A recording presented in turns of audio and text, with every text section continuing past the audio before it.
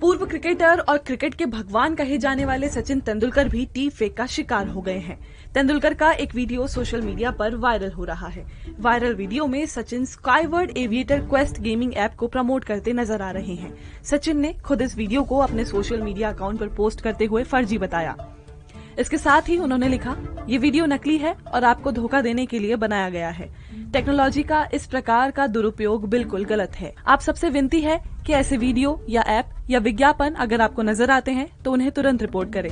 दरअसल viral video में तेंदुलकर की आवाज को डब किया गया है और वे गेमिंग ऐप का प्रमोशन करते नजर आ रहे हैं। सचिन से पहले उनकी बेटी सारा तेंदुलकर के अलावा बॉलीवुड के कई सितारे भी डीप फेक का शिकार हो चुके हैं।